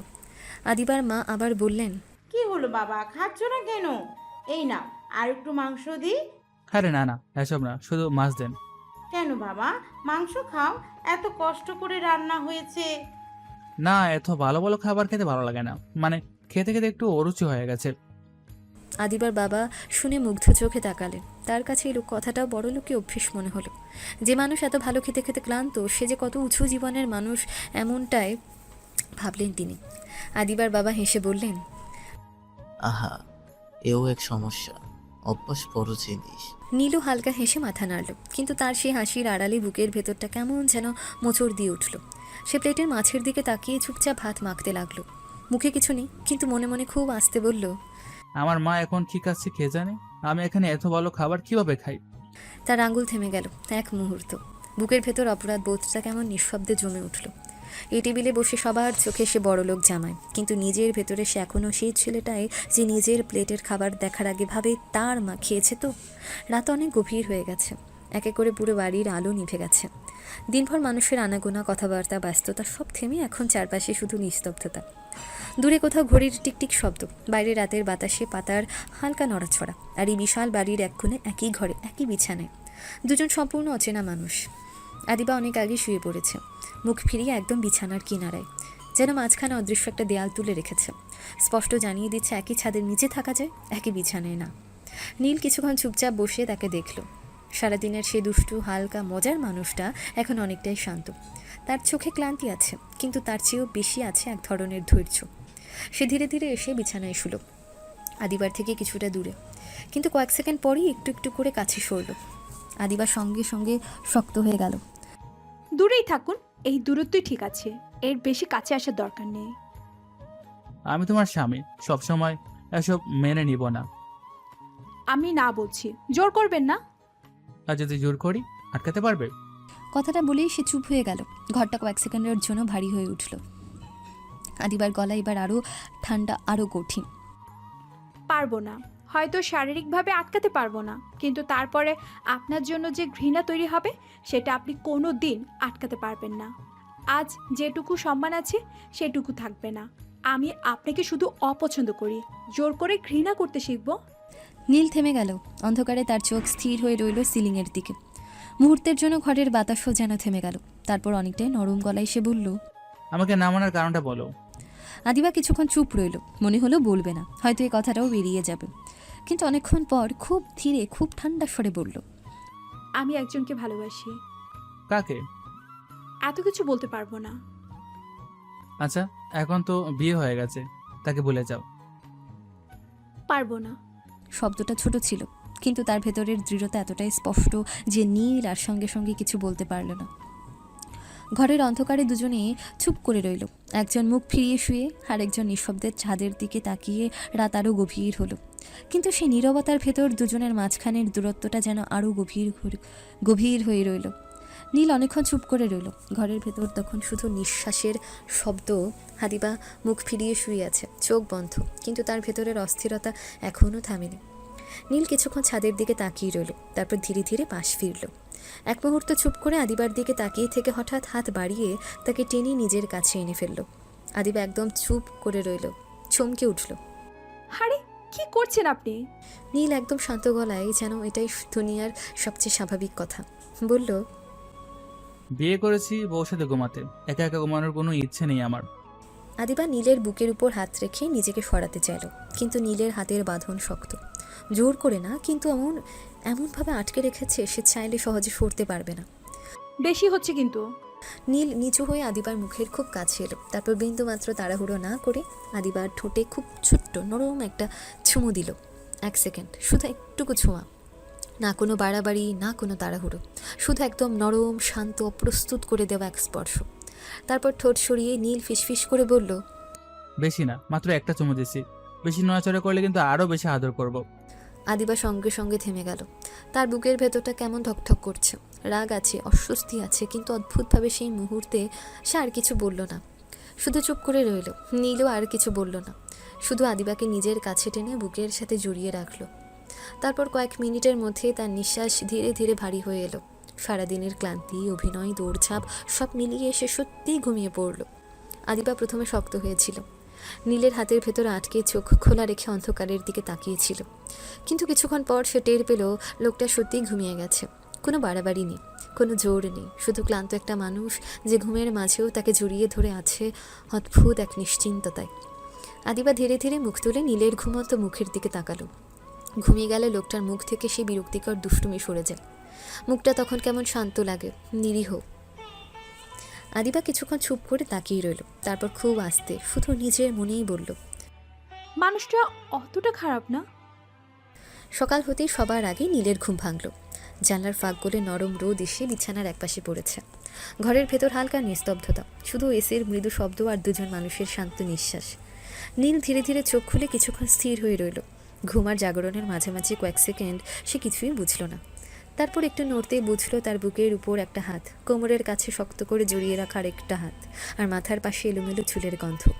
নীল ভ্রু তুলে নিচে তাকালো, দেখে তার ঠোঁটের কোণে ধীরে ধীরে দুষ্টু হাসি ফুটে উঠল। আদিবা ঘুমের ঘোরে তাকে শক্ত করে জড়িয়ে ধরে আছে, যেন রাতের সব রাগ ঝগড়া দূরত্ব ভুলে ঘুমের মধ্যে অজান্তেই তার কাছে এসে জড়িয়ে গেছে। মুখটা অর্ধেক নীলের বুকে গুজে রাখা, চুল এলোমেলো, চোখ বন্ধ, মুখে সে রাগীভাবে এর লেশ মাত্র নেই। এমন শান্ত নিরীহ দেখাচ্ছে যে দেখে বিশ্বাসই হয় নাই মেয়েটায় রাতভর আগুন ছড়ায়।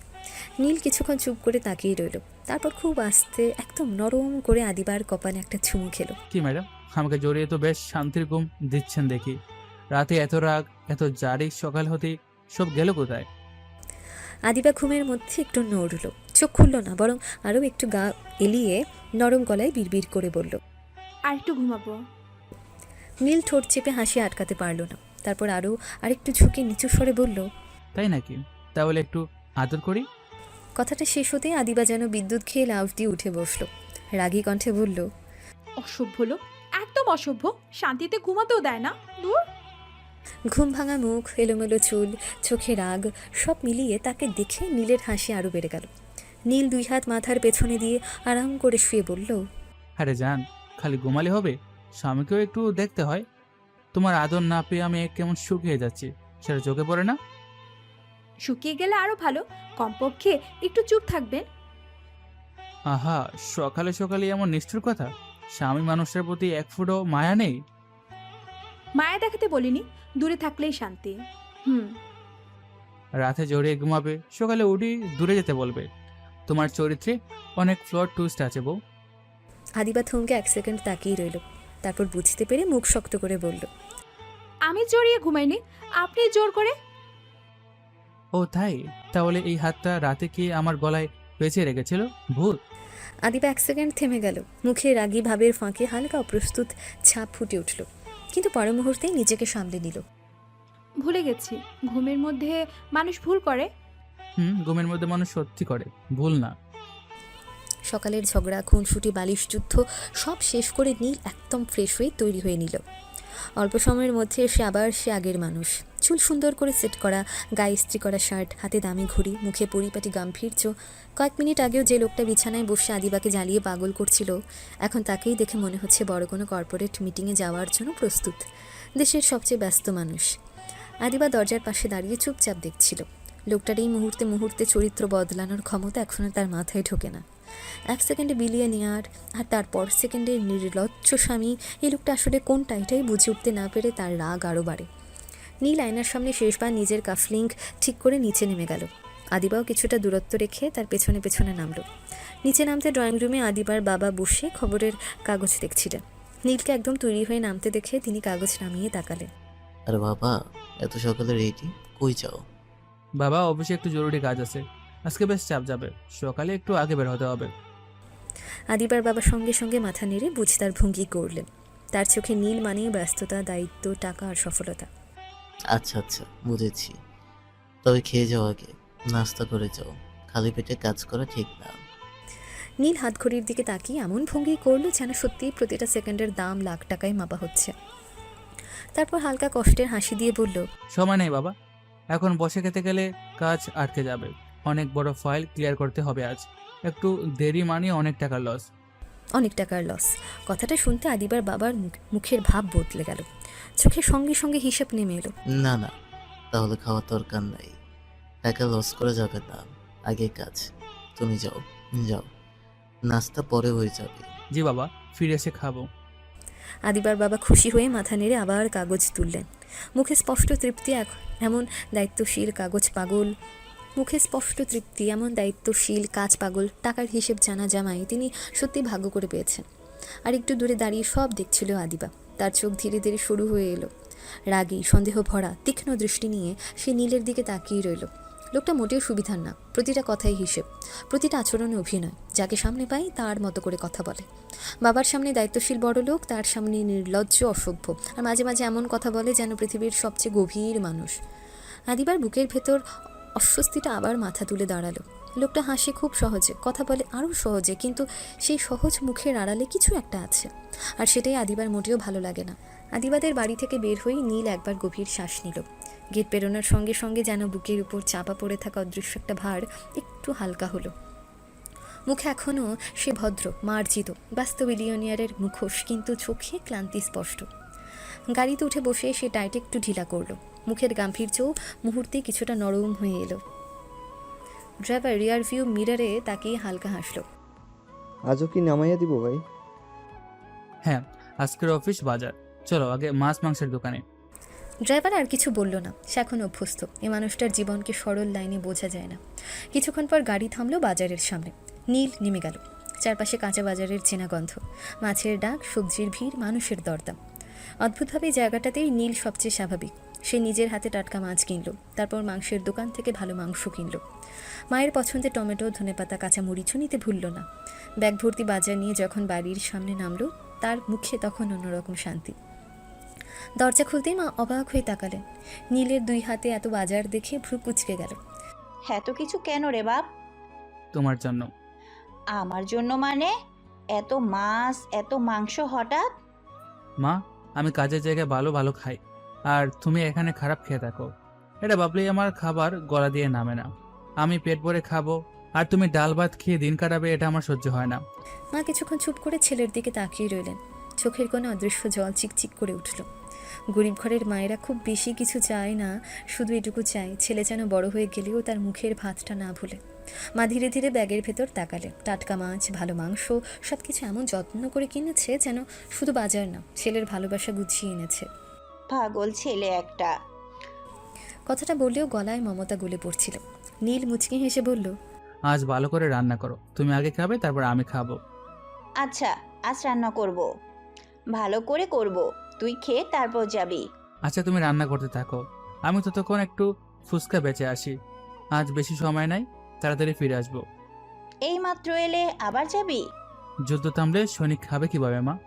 আচ্ছা যা, তারপর আসিস, তাড়াতাড়ি আসিস, আজ কিন্তু দেরি করলে চলবে না। নীল মাথা নেড়ে নিজের রুমে ঢুকে পড়ল। কয়েক মিনিট পর আবার বের হলো। এবার আর সে দামি শার্ট নেই, নেই কোনো কোট, না দামি ঘড়ি। সাধারণ ফেডেড শার্ট, পুরনো প্যান্ট, কাঁধে গামছা, চুলো এলোমেলো করে নিয়েছে। মুহূর্তে বিলিয়নিয়ার নীল আবার উধাও।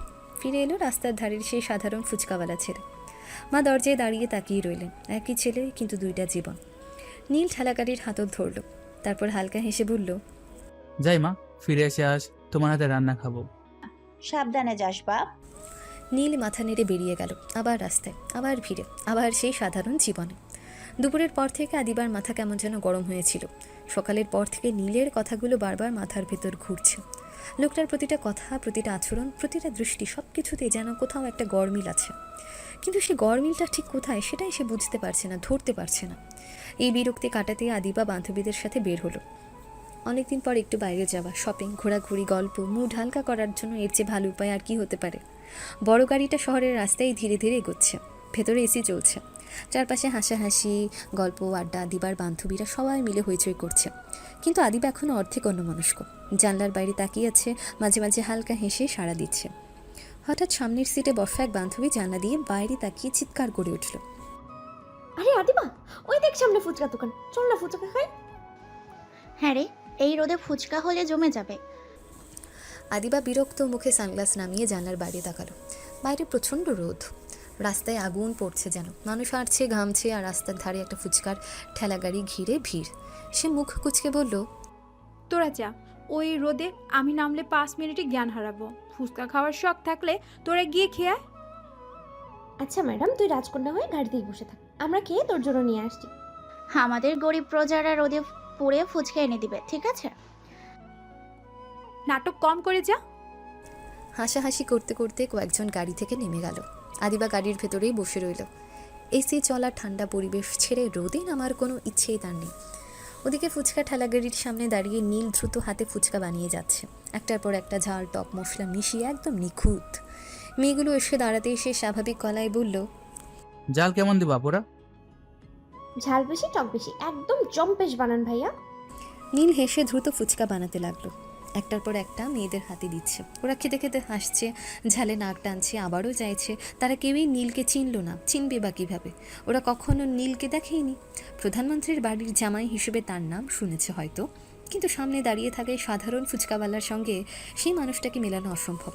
এক বান্ধবী ফুচকা খেতে খেতে বলল, ভাইয়া আরেকটা প্যাকেট করে দেন, গাড়িতে আমাদের এক ম্যাডাম বসে আছে, রোদে নামলে বুঝি গলেই যাবে।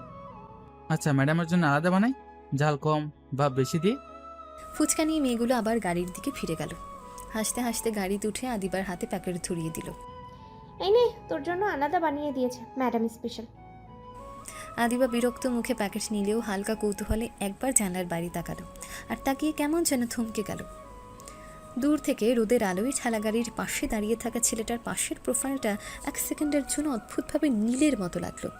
একই দাঁড়ানোর ভঙ্গি, একই কাঁধ ঝাঁকিয়ে কথা বলার অভ্যেস, একই হাতে নড়াচড়া। আদিবার বুকের ভেতর হালকা কেঁপে উঠল। সে একটু ঝুঁকে আবার তাকাতে গেল, কিন্তু ততক্ষণে সামনে একটা বাস এসে আড়াল করে দিল। গাড়ি ধীরে ধীরে চলতে শুরু করলো। আদিবা কিছুক্ষণ জানলার বাইরে তাকিয়ে রইল, তারপর নিজেই মাথা নাড়ালো। দূর, আমারই মনের ভুল। সে আবার সিটে হেলান দিল। নিজেকে বোঝানো, নীল তো অনেক বড় লোক, ও রাস্তার পাশে দাঁড়িয়ে ফুচকা বেচবে কেন? অসম্ভব। বিকেলে রোদ একটু নরম হতে নীল ফুচকার ঠেলা গাড়িটা গুটিয়ে ফেলল। আজ সত্যিই সে বেশি সময় দাঁড়ায়নি, কয়েক ঘন্টা বিক্রি করেই হিসেব মিলিয়ে সব গুছিয়ে নিল। চারপাশের ভিড় তখনও কমেনি, রাস্তা তখনও ব্যস্ত, কিন্তু নীলের মাথায় এখন একটাই চিন্তা, মা অপেক্ষা করছে। সে ঠেলাগাড়ি ঠেলে ধীরে ধীরে বাড়ির দিকে ফিরল। সারাদিনে রোদে গা পুড়ে গেছে, শরীর ক্লান্ত, কাঁধ ব্যথা করছে, কিন্তু আজ তার ভেতরে এক অদ্ভুত শান্তি, কারণ আজ বাড়িতে তার জন্য শুধু খাবার না, মায়ের হাতের ভালোবাসা অপেক্ষা করছে। দরজা খুলতেই রান্নাঘর থেকে গরম মশলার গন্ধ এসে নাকে লাগলো। এক মুহূর্তেই সারাদিনের ক্লান্তি যেন অর্ধেক মিলিয়ে গেল। মাছ ভাজার গন্ধ, মাংসের ঝোলের গন্ধ, ভাতের গরম ভাব, এই গন্ধে বাড়ির স্বাদ আছে, শান্তি আছে, মায়ের ছোঁয়া আছে। নীল দরজার কাছে দাঁড়িয়ে হেসে উঠল। আহা, এই গন্ধের কাছে দুনিয়ার সব পারফিউম ফেল। আইসোস, যা আগে গোসল করে আয়, সব গরম গরম নামাইছি। নীল আর এক সেকেন্ডও দেরি করলো না, দ্রুত গোসল সেরে ফ্রেশ হয়ে এসে টেবিলে বসলো। ছোট্ট টেবিলটা আজ যেন রাজকীয়। গরম ভাত, মাছ ভাজা, মাছের ঝোল, মাংস, ডাল ভর্তা, বাড়ির সাধারণ টেবিল, কিন্তু তাতে মায়ের যত্নে আজ কোনো কমতি নেই। মা নিজের হাতে প্লেটে ভাত তুলে দিলেন, মাছের ঝোল ঢাললেন, মাংস তুলে দিলেন, তারপর ছেলের সামনে বসে শুধু তাকিয়ে রইলেন। নীল প্রথম লোকমা মুখে দিতে চোখ বন্ধ করে এক সেকেন্ডে থেমে গেল, তারপর মুখ তুলে এমন তৃপ্তির হাসি দিল যেন সত্যিই সে দুনিয়ার সেরা খাবার খাচ্ছে। মা, তোমার হাতের রান্নার কাছে বড় বড় শেফরা কিছুই না, শুধু ওরা রান্না করে তুমি ভালোবাসা মেশাও। মায়ের মুখটা সঙ্গে সঙ্গে আলোয় ভরে উঠল, একটুকু প্রশংসায় যেন তার দিনের সব ক্লান্তি মুছে দিল। থাক, আর তেল মারতে হবে না, চুপচাপ খা। কথাটা ধমকের মতো, কিন্তু গলার ভেতর গলে পড়া আনন্দ লুকোনো গেল না। নীল হেসে বলল, সত্যি বলছি, 5 তারকা হোটেলের খাবারের স্বাদ আছে, তোমার রান্নার শান্তি আছে। ওখানে পেট ভরে, এখানে মন ভরে।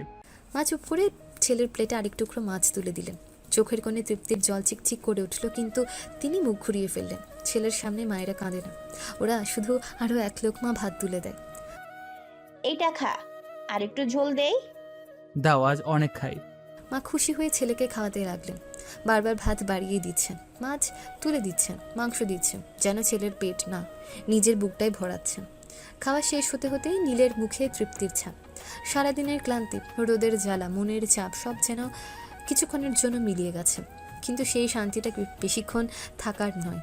নীল হাত ধুয়ে উঠে দাঁড়ালো, তারপর ঘড়ির দিকে তাকিয়ে একবার দীর্ঘশ্বাস ফেলল। আবার যাবি? কাজের রাতের শো বাকি আছে। মা কিছু বললেন না, শুধু তাকিয়ে রইলেন। নীল নিজের রুমে ঢুকে দরজা বন্ধ করলো। কয়েক মিনিট পর আবার বের হলো। এবার আর সেই সাধারণ ছেলেটা নেই। গায়ে দামি শার্ট, পরিপাটি কোট, হাতে ঘড়ি, চুল সুন্দর করে সেট করা। এক মুহূর্তে ফুচকাওয়ালা নীল আবার হারিয়ে গেল। ফিরে এলো পরিপাটি মার্জিত ভদ্র বিলিয়নিয়ার জামায়। মা দরজার পাশে দাঁড়িয়ে শুধু তাকিয়ে রইলেন। নীল জুতো পরে দরজার দিকে এগোতে এগোতে বলল, যাই মা, আজ রাত ফিরবো না। সাবধানে যাস বাপ, আর নিজেকেও একটু সামলে রাখিস। নীল একবার মায়ের দিকে তাকিয়ে হালকা হাসল, তারপর দরজা খুলে আবার বেরিয়ে গেল আবার সে আলো ঝলমলে অভিনয়ের পৃথিবীতে। রাতের আলোয় ভেসে আছে পুরো বাড়িটা। নিচে গার্ডদের আনাগোনা, ড্রয়িং রুমে হালকা আলো, দূরে কোথাও কাজের মানুষের শব্দ, কিন্তু উপরের এই রুমটাই এক অদ্ভুত শান্ত নীরবতা। নীল দরজা খুলে ভেতরে ঢুকতে প্রথমেই তার চোখ গেল বেলকনির দিকে। আদিবা সেখানে দাঁড়িয়ে, চুল খোলা, হালকা বাতাসে উড়ছে, রাতের আলো এসে মুখের একপাশে পড়ছে। দূর থেকে তাকালে মনে হয় এই মেয়েটা রাগী, কঠিন, অহংকারী, কিন্তু আজ তাকে দেখে নীলের প্রথম মনে হলো অদ্ভুত সুন্দর। তার ঠোঁটের কোণে ধীরে ধীরে দুষ্টু হাসি ফুটল। ক্লান্তি যেন মুহূর্তে অর্ধেক উধাও হয়ে গেল। সে একদম শব্দ না করে ধীরে ধীরে পা টিপে পেছন দিকে গিয়ে দাঁড়ালো। আদিবা টের পাওয়ার আগেই নীল 2 হাত বাড়িয়ে তাকে পেছন থেকে জড়িয়ে ধরল। আদিবা পুরো শরীর নিয়ে কেঁপে উঠল। নীল? নীল কোনো উত্তর দিল না, শুধু আদিবার খোলা চুলের ভেতর মুখ ডুবিয়ে গভীর শ্বাস নিল। তারপর খুব আস্তে চুলের ভেতরে একটা নরম চুমু খেল। আদিবার শরীর আবার কেঁপে উঠল। রাগ, অস্বস্তি, অচেনা শিরশিরে অনুভূতি সব একসাথে যেন বুকের ভেতর গুলিয়ে উঠল। নীল, ছাড়ুন। নীল আরও একটু কাছে টেনে নিল। তার ঠোঁট এবার ধীরে ধীরে নেমে এলো আদিবার ঘাড়ের কাছে। একটা নরম চুমু, তারপর আরেকটা। ছাড়বো না সোনা, তোমার জন্য গিফট আছে। আগে ছাড়ুন, তারপর দিন। নীল ঠোঁটের কোণে হাসি টেনে আবার ঘাড়ে মুখ ছুঁয়ে বলল, না, এভাবেই দেব। আদিবা চোখ বন্ধ করে বিরক্তিতে দাঁত চেপে রইল।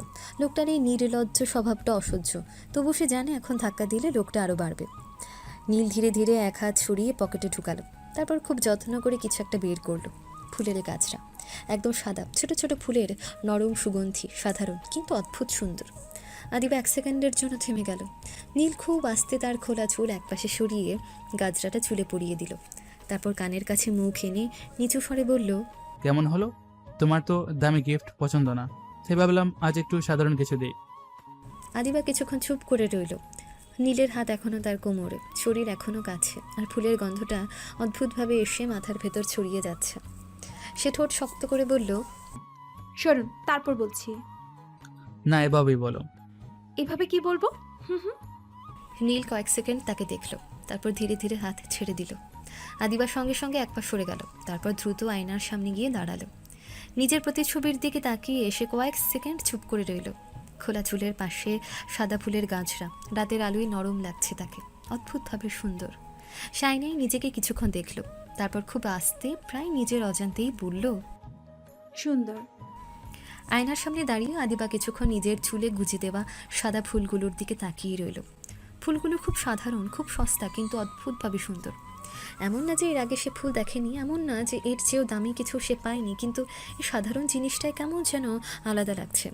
নীল বিছানার পাশে হেলান দিয়ে দাঁড়িয়ে আদিবার মুখ দেখছিল, তার ঠোঁটের কোণে চাপা হাসি।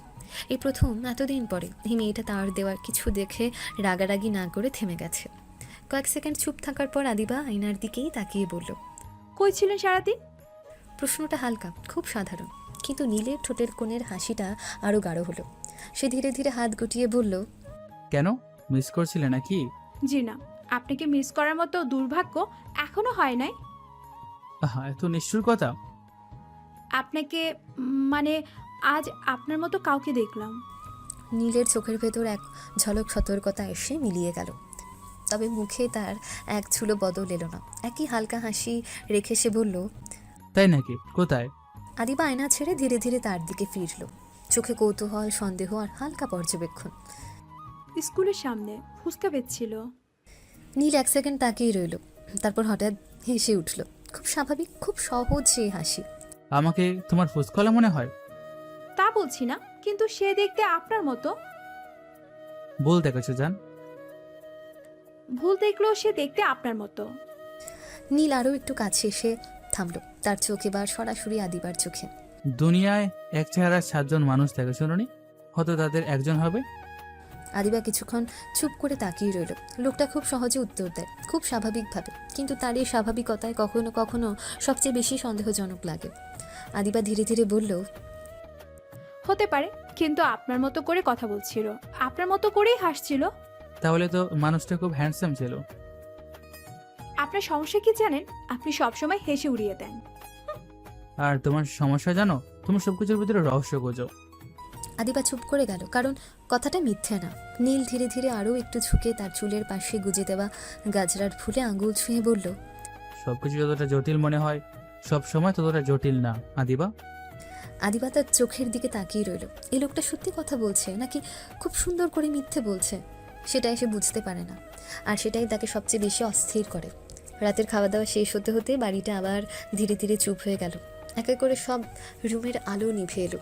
নিচতলার আনাগোনা থামলো, কাজের মানুষের শব্দ থামলো, দূরের করিডোরেও নিস্তব্ধ। আবার সেই রাত, আবার সে একই ঘর, একই বিছানা, একই দুজন মানুষ। আদিবা চুল বেঁধে এসে বিছানার একপাশে বসলো। আজ সে অদ্ভুতভাবে চুপচাপ। সারাদিনের ছোট ছোট ঘটনাগুলো, নীলের কথা, ফুলের গাছরা, ফুচকার দোকানে এসে ছেলেটা, সব মিলিয়ে তার মাথার ভেতর আজ অনেক কিছু ঘুরছে। আর নীল, সে বিছানার অন্য পাশে বসে চুপচাপ তাকিয়ে আছে আদিবার দিকে, একদম নিরবিচ্ছিন্নভাবে, এমনভাবে যেন আদিবার মুখে লেখা কোনো গোপন কথা পড়ার চেষ্টা করছে। কয়েক মিনিট পর আদিবা বিরক্ত হয়ে তাকালো। এভাবে তাকাবেন না, অস্বস্তি হয়। তাতে কি, আমি তোমার স্বামী। আদিবা ঠোঁট চেপে চুপ করে রইল। কথাটা শুনলে তার রাগ হয়, আবার অদ্ভুতভাবে সে উত্তরও খুঁজে পায় না। নীল একটু হেসে বলল, তোমার প্রেমিককে দেখাবে না? না। কেন? আপনাকে দেখালে আপনি উল্টাপাল্টা বলবেন। এই কথা শুনে নীল এমনভাবে হেসে উঠল যে পুরো ঘর কেঁপে উঠল। একদম খোলা ঝোরে প্রাণ খোলা হাসি। আদিবা বিরক্ত হয়ে তাকালো। হাসছেন কেন? সত্যি সত্যি কেউ আছে নাকি, নাকি আমাকে দূরে রাখার জন্য গল্প বানাচ্ছ? আছে। কোথায়? জানি না, ছোটবেলায় হারিয়ে ফেলেছি। ঘরটা কয়েক সেকেন্ডের জন্য চুপ হয়ে গেল। নীলের চোখে এক মুহূর্তের জন্য অন্যরকম কিছু ঝলসে উঠল, কিন্তু সে তা মুহূর্তেই চেপে ফেলল। নীল ধীরে জিজ্ঞেস করলো, ছোটবেলার ভালোবাসা এখনো মনে রেখেছো? আদিবার চোখ দূরে কোথাও স্থির হয়ে গেল। মনে হলো সেই ঘরে নেই, অনেক পেছনে কোথাও চলে গেছে। হ্যাঁ, আমি ওকে অনেক ভালোবাসি। কথাটা বলার সঙ্গে সঙ্গে নীল কিছুক্ষণ চুপ করে রইল। তারপর হঠাৎ উঠে দাঁড়িয়ে এক টানে আদিবাকে কোলে তুলে নিল। আদিবা চমকে উঠল। আরে কি করছেন? নীল কোনো উত্তর দিল না, তাকে কোলে নিয়ে বিছানার মাঝখানে এনে খুব সাবধানে নামিয়ে দিল। তারপর এক মুহূর্ত দেরি না করে নিচু হয়ে আদিবার ঠোঁটে ঠোঁট ছুঁয়ে দিল, নরম, ধীর, তবুও থামতে না যাওয়া। চুমুটা সরিয়ে তার কপালে কপাল ছিকিয়ে নিচু গলায় বলল, আমিও তোমাকে অনেক ভালোবাসি শোনা। কথাটা বলে আবার তার ঠোঁটে চুমু খেলো। এবার একটু দীর্ঘ, আরও গভীর, আরও থামিয়ে দেওয়া। আদিবা শ্বাস নিতে নিতে ঠোঁট ছড়িয়ে বলল, আমি এখনো তাকে ভালোবাসি। আমার সমস্যা নাই, আমি তবুও তোমাকে ভালোবাসি। তার কণ্ঠ অদ্ভুত শান্তি, না রাগ, না জোর, না বিরক্তি, শুধু এক ধরনের নিশ্চিন্ত স্বীকারোক্তি। তারপর সে আর তর্ক বাড়ালো না, আর কোনো প্রশ্নও করলো না। শুধু ধীরে ধীরে আদিবার সব রাগ, সব বাধা, সব অস্বস্তির ভেতর নিজের কোমল উপস্থিতিটুকু ছড়িয়ে দিতে লাগলো। কপালে, চোখের কোণে, গালে ছোট ছোট শান্ত চুমু, একটা আশ্বাসের মতন, একটা অদ্ভুত নরম ভালোবাসার মতো। আদিবা কয়েকবার কিছু বলতে চেয়েছিল, কিন্তু প্রতিবারই থেমে গেছে, কারণ এই মানুষটা তাকে তর্কে হারায় না, অদ্ভুতভাবে চুপ করিয়ে দেয়।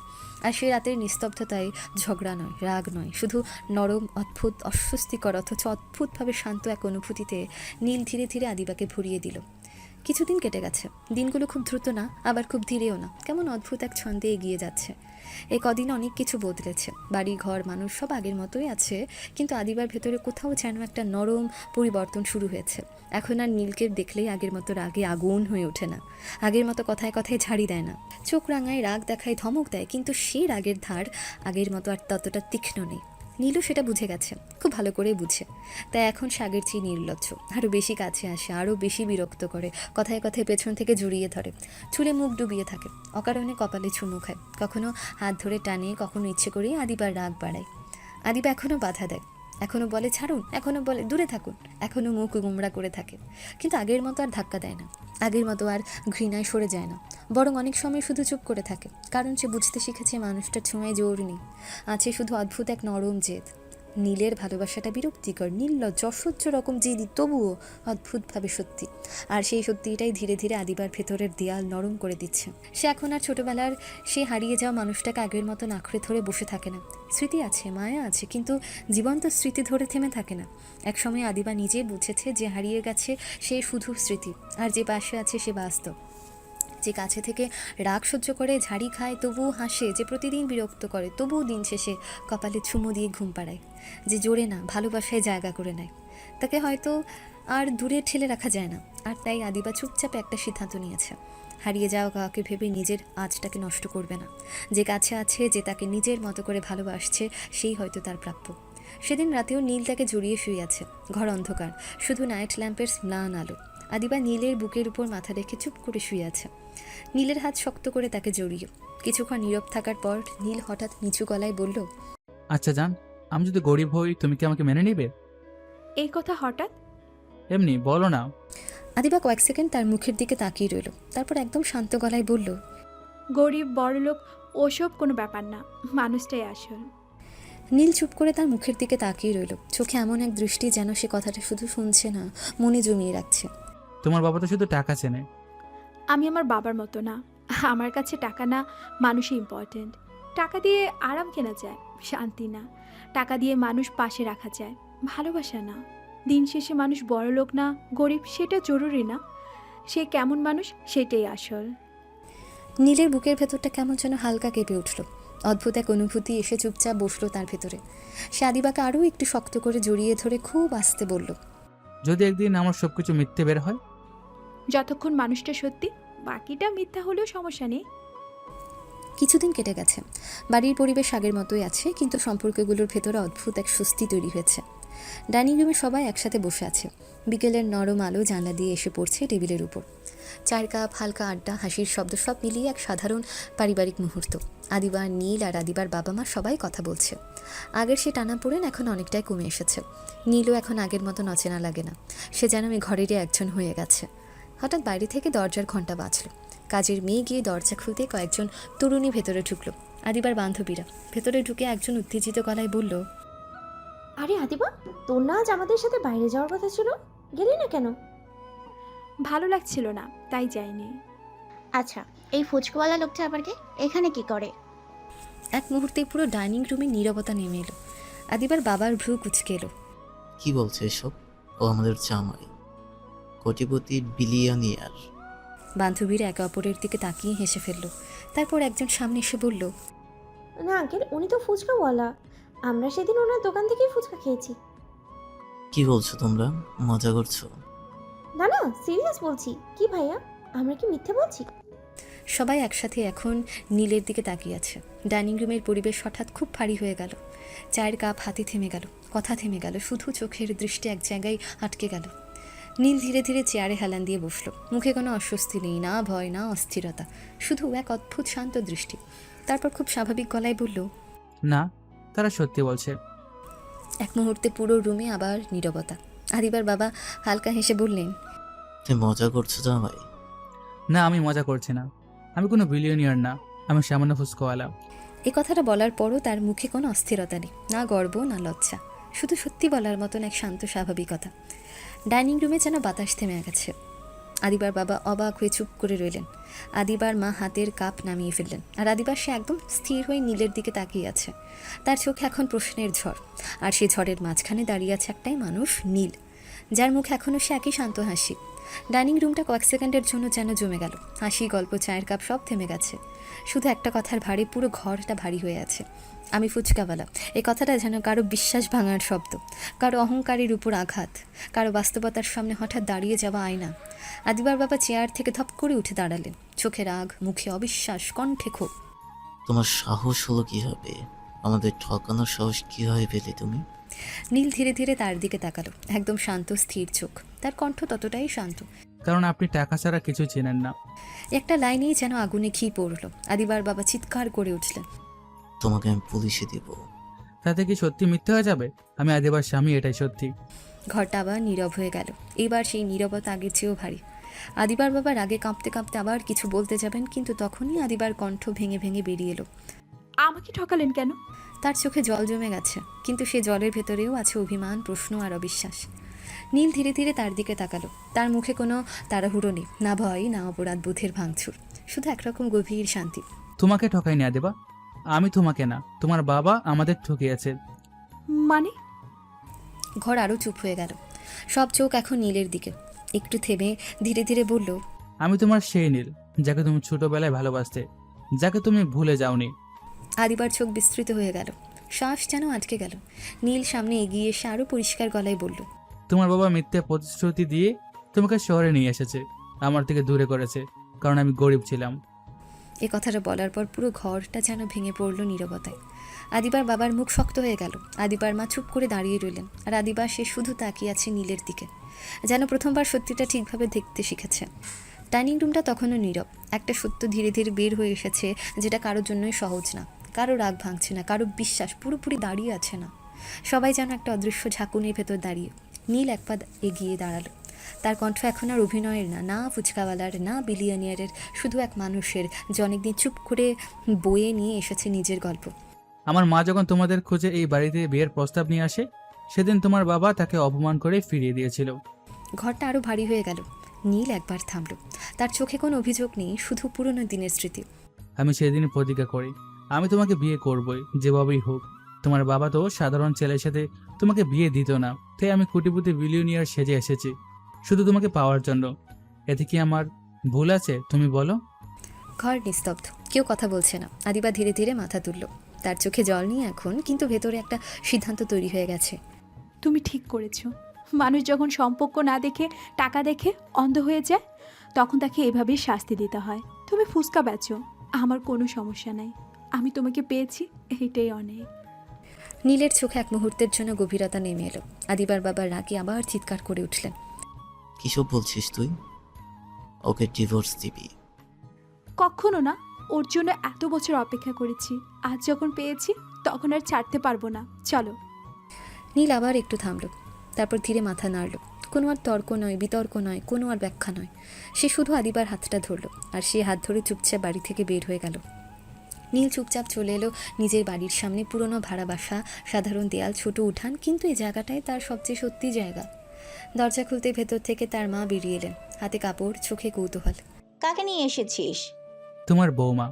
মা এক মুহূর্তে থমকে গেলেন, তারপর চোখ বড় হয়ে গেল, মুখে বিস্ময় আর আনন্দ একসাথে। বিয়ে করেছিস নীল? হ্যাঁ মা। এই কথাটা শুনে মায়ের মুখ একদম উজ্জ্বল হয়ে গেল। সব প্রশ্ন, সব অবিশ্বাস এক মুহূর্তে গলে গেল। আয় আয়, ভেতরে আয়। তিনি আদিবাকে দেখে মমতা ভরা হাসি দিলেন, যেন বহুদিনের হারানো কিছু আজ ফিরে এসেছে। রাত ধীরে ধীরে গভীর হলো। ঘরের আলো নরম, বাইরের শব্দ থেমে গেছে। শুধু ভেতরে তিনজন মানুষের নতুন এক নীরবতা। আদিবা বিছানার একপাশে বসে আছে, চুল খোলা, চোখ একটু দূরে তাকানো। মাথার ভেতরে এখন দিনের সব ঘটনা ঘুরছে। নীল ধীরে ধীরে এসে তার পাশে বসলো। কিছুক্ষণ চুপ করে তাকিয়ে থেকে হঠাৎ বলল, আমি কি তোমাকে এভাবে বিয়ে করে ভুল করেছি? কেন? না মানে, তোমার তো আরো ভালো জায়গায় বিয়ে হতে পারতো। এই কথাটা শেষ করতে না করতে আদিবা হঠাৎ তার গলা জড়িয়ে ধরল। নীল থমকে গেল। আদিবার কণ্ঠ নরম কিন্তু দৃঢ়। তাকে কি টাকায় সুখ দেয়? সুখ তো মনে। ঘরটা একদম শান্ত হয়ে গেল। নীল কিছুক্ষণ তাকিয়ে রইল, তারপর ধীরে ধীরে আদিবাকে আরও কাছে টেনে নিল। তার কপালে একটা চুমু দিল, একটা, তারপর আরেকটা। ভালোবাসা তখন আর কথাই ছিল না, ছিল শুধু নীরব অনুভব। নীল আস্তে করে আদিবাকে কোলে তুলে বিছানায় শুয়ে দিল, তারপর ধীরে ধীরে তার পাশে শুয়ে পড়ল। আদিবা কোনো বাধা দিল না, শুধু চুপ করে তাকিয়ে রইল তার দিকে। আর সেই রাতটা ঝগড়া, সত্যি, রাগ, অভিমান সব পেরিয়ে শুধু একটাই জিনিস রেখে গেল, অবাক করে দেওয়া এক নীরব ভালোবাসা।